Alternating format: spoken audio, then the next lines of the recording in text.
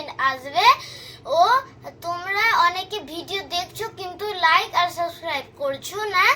তোমরা like and subscribe করে আমার বাবার চ্যানেলটাকে একটু আগিয়ে নিয়ে যেতে সাহায্য করো। মধ্যযুগের বাংলার সমাজ এবং সাহিত্য ধারা থেকে চ্যাপ্টার মঙ্গল কাব্য থেকে সম্ভাব্য যে প্রশ্নগুলি, যেমন মঙ্গল কাব্যগুলির অস্তিত্ব ছিল, উত্তর হবে দেবনগরীর মাহাত্ম্য কীর্তন করে রচিত আখ্যান কাব্যে মঙ্গল কাব্য রচনার সূত্রপাত হয়েছিল চতুর্দশ শতাব্দী। উত্তর 12 মাসা কি? 12 মাসা হলো নায়িকার 12 মাসের দুঃখের কাহিনী। চৌতিসা হলো বংশানুক্রমিক 34 অক্ষরে দেবতার স্তব। নায়ক নায়িকার বর্ণনা, রূপ বর্ণনা কোন কাব্যে আবশ্যিক বৈশিষ্ট্য? সেটা হবে মঙ্গল কাব্যে। মঙ্গল কাব্যগুলির মধ্যে প্রাচীনতম হলো মনসা মঙ্গল কাব্য। যুদ্ধের বর্ণনা নেই যে কাব্যে, তা হলো মনসা মঙ্গল। মনসা মঙ্গলের প্রাচীনতম কবি হলেন কানা হরিদাস। বিজয়গুপ্তের লেখা মঙ্গল কাব্য হলো মনসা মঙ্গল। মনসা মঙ্গলের কবি বিজয়গুপ্ত কোন শতাব্দীর কবি ছিলেন? পঞ্চদশ শতাব্দীর কবি ছিলেন। ধাতু শশী বেদ শশী সব পরিমিত বিজয়গুপ্তের কাব্যে রচনার কাল জ্ঞাপক এই শ্লোকটি পূর্বের প্রমুক্তি হল সুলতান হুসেন শাহ নৃপতি তিলক। মনসা মঙ্গলের কোন কবির কাব্য অসমে বিপুল জনপ্রিয়তা পেয়েছিল? নারায়ণ দেবের। চৈতন্য পরবর্তী একজন মনসা মঙ্গল কবি হলেন কেতকা দাস ক্ষেমানন্দ। মনসা মঙ্গলের পশ্চিমবঙ্গীয় কবি হল কেতকা দাস। কেতকা দাসের মনসা মঙ্গল ঐতিহাসিকভাবে বিখ্যাত কারণ এটি প্রথম মুদ্রিত মনসা মঙ্গল, সেই জন্য ঐতিহাসিক। চণ্ডীমঙ্গলে যে দুটি কাহিনী পাওয়া যায় তা হল আখেতিক খণ্ড ও বণিক খণ্ড। চণ্ডীমঙ্গলের আখেতিক খণ্ডের বিষয় বেহুলা লক্ষিন্দরের কাহিনী, লাউসেনের কাহিনী, না কালকেতু ও ফুল্লরার কাহিনী? তো চণ্ডীমঙ্গলের আখেতিক বিষয় হচ্ছে কালকেতু এবং ফুল্লরার কাহিনী। চণ্ডীমঙ্গলের আখেতিক খণ্ডে দেবীর রূপ হল ভয়ঙ্কর ঝড়ঝঞ্ঝার দেবী, পশুকুলের অধিষ্ঠাত্রী দেবী। এটা হবে পশুকুলের অধিষ্ঠাত্রী দেবী। চণ্ডীমঙ্গলের কবি মানিক দত্ত কোন শতাব্দীর কবি? চতুর্দশ শতাব্দী। চণ্ডীমঙ্গলে একজন কবির নাম হলো দ্বিজমাধব, আর দ্বিজমাধবের কাব্যের নাম হলো কি? সারদা চরিত। এবার বলো, দ্বিজমাধব চণ্ডীমঙ্গল অন্য কি নামে পরিচিত? সারদা চরিত। মুকুন্দরাম তার কাব্য রচনা করেন মানসিংহের শাসনকালে। মুকুন্দরামের কাব্যে যার অত্যাচারের কথা জানা যায়, মুর্শিদ কুলি খাঁ, মাহমুদ শরীফ, বখতিয়ার খিলজি, না ইলতুৎমিশ শরীফ?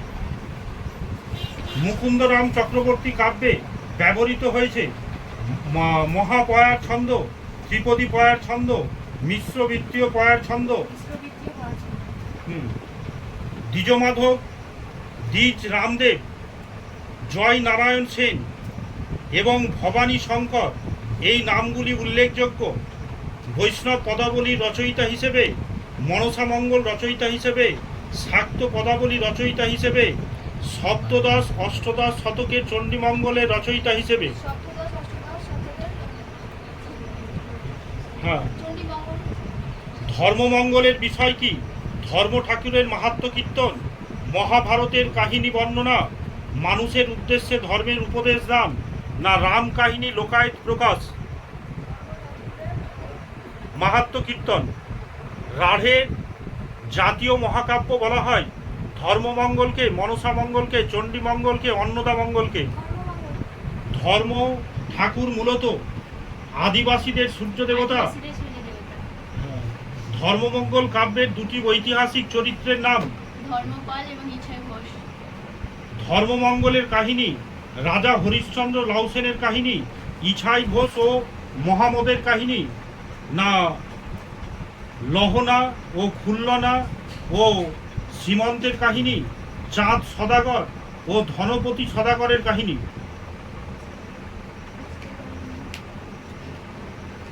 বললাম যে ধর্মমঙ্গল এর কাহিনী রাজা হরিশ্চন্দ্র লাউসেনের কাহিনী। রাজা হরিশ্চন্দ্র আর লাউসেনের কাহিনী।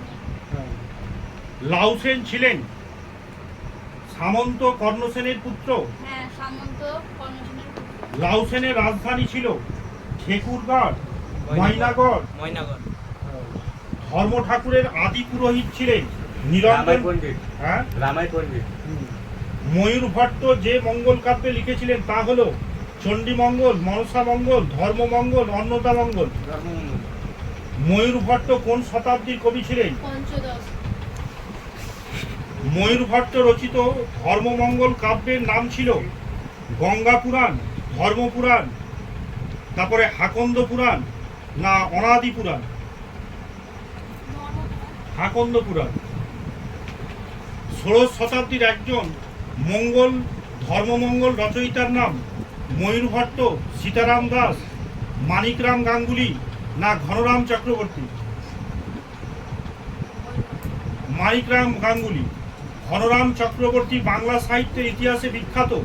অষ্টদশ শতকের ধর্মমঙ্গলের শ্রেষ্ঠ রচয়িতা হিসেবে, সপ্তদশ শতকের ধর্মমঙ্গলের রচয়িতা হিসেবে, সপ্তদশ শতকের চণ্ডীমঙ্গলের রচয়িতা হিসেবে, না অষ্টাদশ শতকের শিবমঙ্গলের রচয়িতা হিসেবে?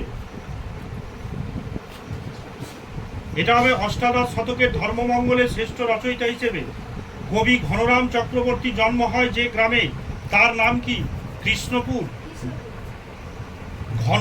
ঘনরামের ধর্মমঙ্গলের অন্য যে নামে পরিচিত তা হল ধর্মকথা, অনাদি পুরাণ, শ্রীধর্ম সংহিতা, অনাদিমঙ্গল, না শূন্য পুরাণ, মঙ্গল ধর্মগীতি, লাউসেন কাহিনী, না শূন্য মঙ্গল?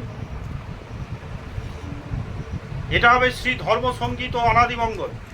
মানিকরাম গাঙ্গুলি ও পরশুরাম শ্যাম পণ্ডিত বিখ্যাত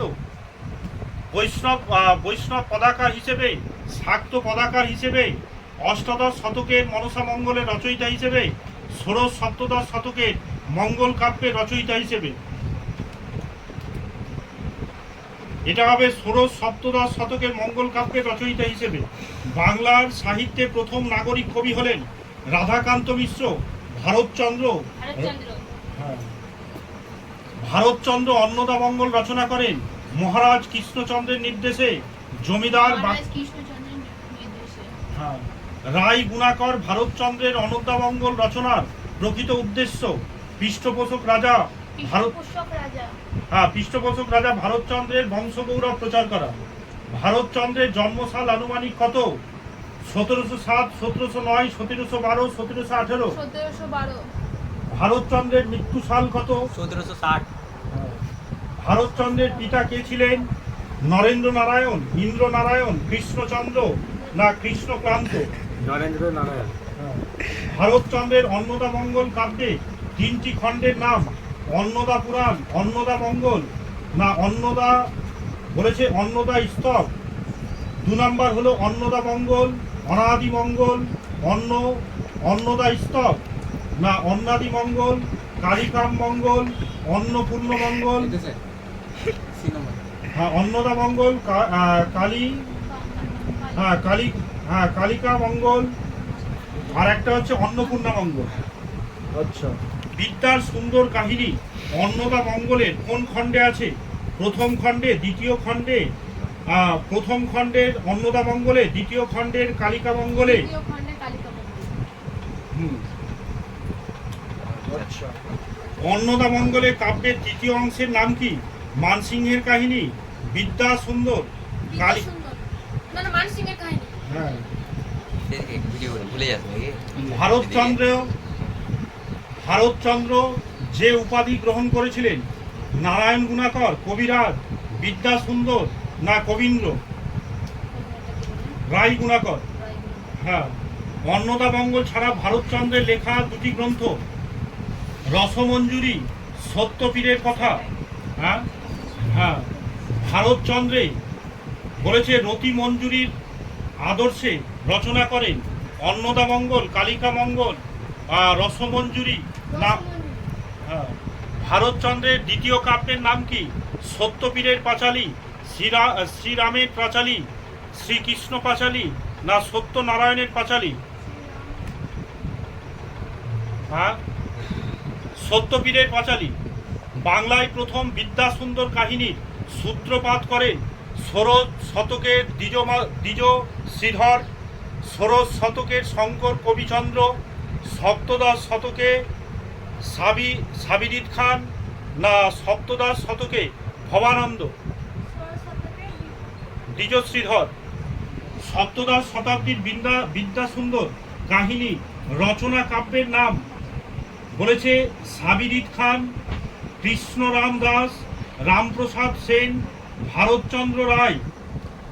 ভারতচন্দ্র রায়। না, এটা হবে কৃষ্ণরাম দাস।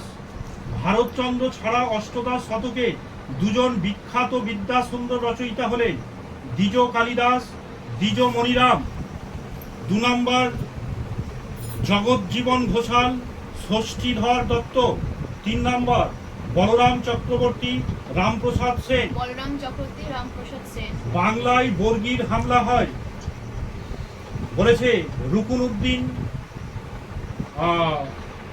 বরবক শাহের আমলে, হুসেন শাহের আমলে, ছুটি খাঁর আমলে, নবাব আলীবর্দী খাঁর আমলে। নবাব আলীবর্দী খান আমলে।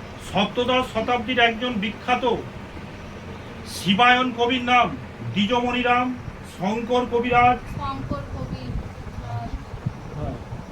রামেশ্বর ভট্টাচার্যে শিবায়ন রচিত হয়েছিল অষ্টাদশ শতকে।